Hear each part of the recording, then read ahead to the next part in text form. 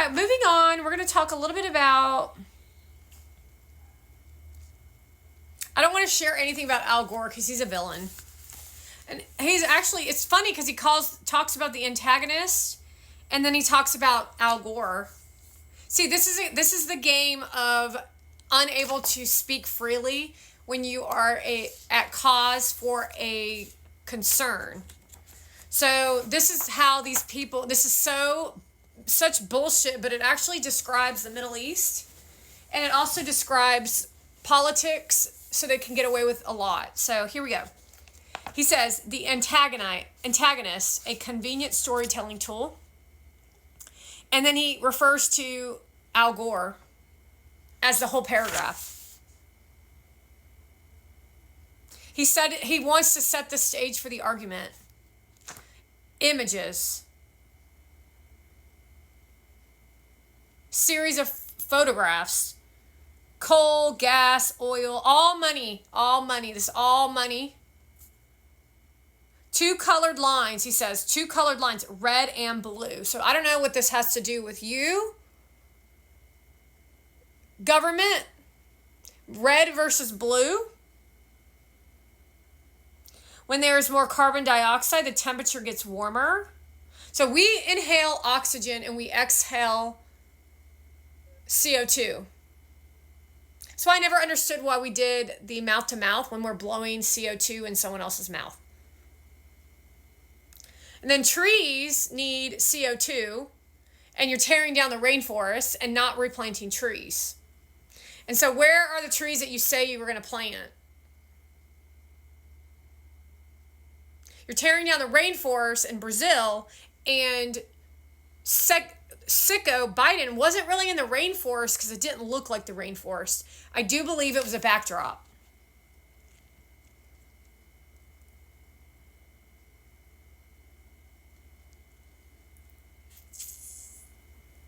That is true, right? We do exhale CO2. It's science. So would we have too many people on the planet, or not enough trees? Well, maybe because you live in the concrete jungle and you keep tearing down neighborhoods when there's a lot of old neighborhoods that just need to be repaired. So where are all the dying people? Where are all the cemeteries going to go? We're just going to tear down all the land so that you can have a grave, because you're not supposed to bury people, you're supposed to burn them. So we should all dig up our ancestors and put them in burn piles. What do you call that? That's just the way it goes, and then you can scatter their ashes wherever you want. That's actually what you're supposed to do. Introduce the antagonist early in the presentation.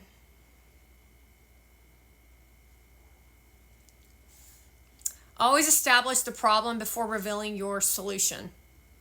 You can do so by painting a vivid picture of your customer's pain point. Set up the problem by asking, why do we need this? Why do we need this? Do people care about solving their problems, or do they care about talking about problems? They just want to bitch and moan, which is what most women like to do. And now they're sitting on main stages complaining about how their life and manifestation and their eat clean and everything needs to be eat clean. And I just really don't like looking at labels. Like, really? That's how lazy you are. You don't actually have interest then in anything, because a person who's interested in eating cleaner, loves to read the labels. It's actually kind of annoying. But we tolerate it because it's not a big deal. But now what I just said is annoying to the entire world, because Monovan exists and talking about reading labels. You want people that are intelligent reading labels, so you don't have to. She don't read labels. She just says she reads labels and then tells you what she's trying to sell from a collaborative team move so she can make money. Well, Gary Vee gives her praises and he shows off diamond rings and implied events where she's supposedly going to the clown event.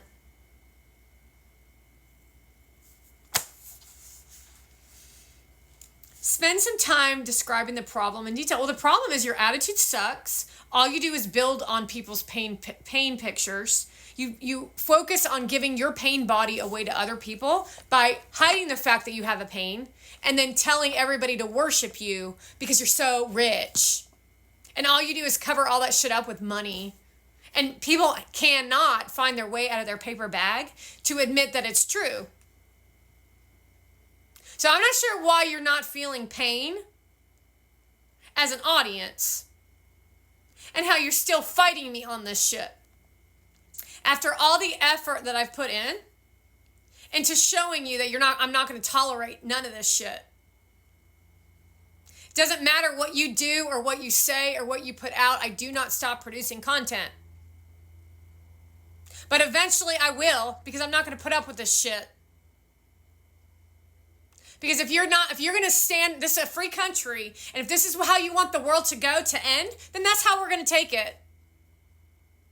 That's how we're going to take the world, Mona Van, and your name's going to go down in the history books as being the biggest bitch with Kim Kardashian and Paris Hilton, with all your little comrades, and everybody's going to know as a last hanging session that you all did this shit. Well, I showed you what they were up to while Gary Vee just took her to another fucking clown event.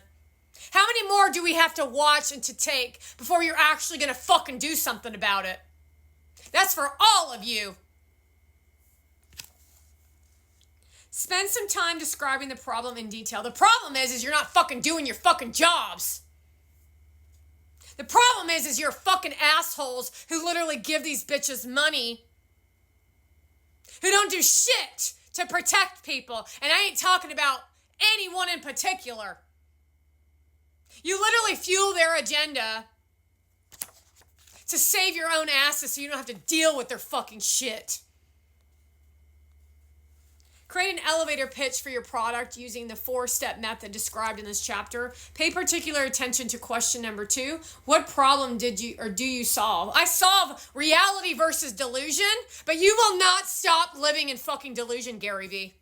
Neither will you, neither will you, and neither will you. You don't like living in reality. You want to live in fucking delusion. Not real sure how that's a substantial way to exist when the world is crumbling and our children are dying inside, but you don't care about that. You're the ones with children. You are the ones with fucking children pretending to care about society so that you can make money off of everybody. But you, the audience, are the ones that are eating it up with a fucking spoon. Oh, so sweet.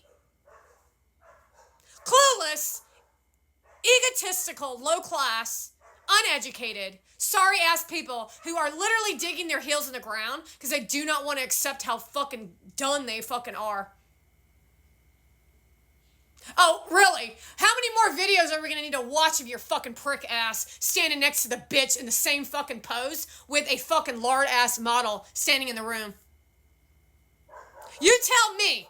How many more times are we going to have to watch Bella Hadid and Bradley Cooper at a fucking event with your mouth closed shut while these stupid whores do nothing for anyone except put lip liner on?